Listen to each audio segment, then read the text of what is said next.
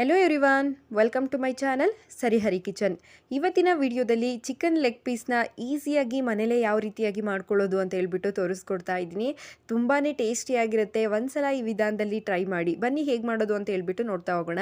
ನಾನಿಲ್ಲಿ 2 chicken leg ಪೀಸ್ನ ತೊಗೊಂಡಿದ್ದೀನಿ. ಇದಕ್ಕೆ ಆಗುವಂಥ ಮಸಾಲೆನ ಹಾಕೊಳ್ತಾ ಇದ್ದೀನಿ. ಅರ್ಧ ಟೀ ಸ್ಪೂನಷ್ಟು ಅಚ್ಕಾರದ ಪುಡಿ, ಅರ್ಧ ಟೀ ಸ್ಪೂನಷ್ಟು ಧನಿಯಾ ಪುಡಿ, ಒಂದು 1/4 ಟೀ ಸ್ಪೂನಷ್ಟು ಗರಂ ಮಸಾಲ, ಒಂದು 1/4 ಟೀ ಸ್ಪೂನಷ್ಟು ಜೀರಾ ಪೌಡರ್, ಹಾಗೆ ಒಂದು 1/4 ಟೀ ಸ್ಪೂನಷ್ಟು ಪೆಪ್ಪರ್ ಪೌಡರ್ನ ಹಾಕೊಳ್ತಾ ಇದ್ದೀನಿ. ಬೈಂಡಿಂಗಿಗೆ ಅಂತ ಹೇಳ್ಬಿಟ್ಟು ಸ್ವಲ್ಪ ಕಾರ್ನ್ಫ್ಲೋರ್, ಹಾಗೆ ಅರಿಶಿನ, 1 ಟೀ ಸ್ಪೂನಷ್ಟು ಮೊಸರು, ಹಾಗೆ ಒಂದು ಅರ್ಧ ಟೀ ಸ್ಪೂನಷ್ಟು ಶುಂಠಿ ಬೆಳ್ಳುಳ್ಳಿ ಪೇಸ್ಟನ್ನು ಕೂಡ ಹಾಕೊಳ್ಬೇಕು. ಇದ್ರ ಜೊತೆಗೆ ಒಂದು ಅರ್ಧ ಹೋಳು ನಿಂಬೆಹಣ್ಣು ಕೂಡ ಹಿಂಡ್ಕೊಳ್ತೀನಿ. ಹುಳಿ ಬಿದ್ದರೆ ಟೇಸ್ಟ್ ಚೆನ್ನಾಗಿರುತ್ತೆ. ನೋಡಿ, ಈ ರೀತಿಯಾಗಿ ಒಂದು ಅರ್ಧ ಹೋಳು ನಿಂಬೆಹಣ್ಣನ್ನು ಹಿಂಡ್ಕೊಳ್ತಾ ಇದ್ದೀನಿ.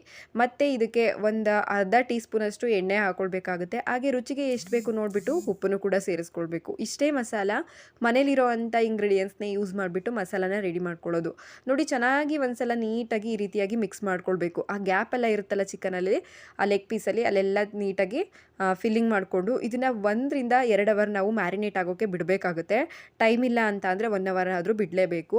ನೋಡಿ, ಇವಾಗ ಚೆನ್ನಾಗಿ ಮ್ಯಾರಿನೇಟ್ ಆಗಿದೆ. ಇದನ್ನು ನಾವು ಕಬಾಬ್ ಥರ ಡೀಪ್ ಫ್ರೈ ಮಾಡೋ ಹಾಗಿಲ್ಲ, ಶಾಲು ಫ್ರೈ ಮಾಡ್ಕೊಳ್ಬೇಕಾಗುತ್ತೆ.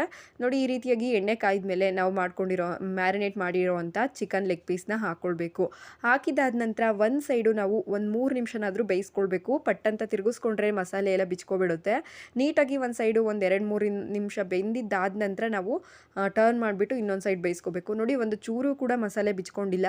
ನೀವು ಹಾಕಿದ ತಕ್ಷಣ ತೆಗಿಬಾರ್ದು. ಅದಕ್ಕೇ ಈ ರೀತಿಯಾಗಿ ಒಂದು 3 ನಿಮಿಷ ಆದಮೇಲೆ ನಾವು ಟರ್ನ್ ಮಾಡಿಕೊಂಡು ಎರಡು ಸೈಡು ಕೂಡ ಚೆನ್ನಾಗಿ ಒಂದೇ ಸಮ ಬೇಯೋ ರೀತಿಲಿ ನಾವು ಚೆನ್ನಾಗಿ ಬೇಯಿಸ್ಕೊಳ್ಬೇಕಾಗುತ್ತೆ. ನೋಡ್ತಾ ಇರ್ಬೋದು, ಈ ರೀತಿಯಾಗಿ ಕ್ರಿಸ್ಪಿ ಆಗೋವರೆಗೂ ಕೂಡ ಚೆನ್ನಾಗಿ ಬೇಯಿಸ್ಕೊಂಡ್ರೆ ಚಿಕನ್ ಲೆಗ್ ಪೀಸ್ ಅನ್ನೋದು ರೆಡಿ ಆಗಿಬಿಡುತ್ತೆ. ಎಷ್ಟು ಸಿಂಪಲ್ಲಾಗಿ ಈಸಿಯಾಗಿ ಮಾಡ್ಕೊಳ್ಬೋದು ಅಂತ ಹೇಳ್ಬಿಟ್ಟು ನೋಡಿದ್ರಲ್ಲ. ಈ ರೆಸಿಪಿ ನಿಮ್ಮೆಲ್ಲರಿಗೂ ಇಷ್ಟ ಆಗಿದೆ ಅಂದ್ಕೊಳ್ತೀನಿ. ಇಷ್ಟ ಆಗಿದ್ರೆ ಲೈಕ್, ಶೇರ್, ಕಮೆಂಟ್ ಮಾಡೋದನ್ನ ಮರಿಬೇಡಿ.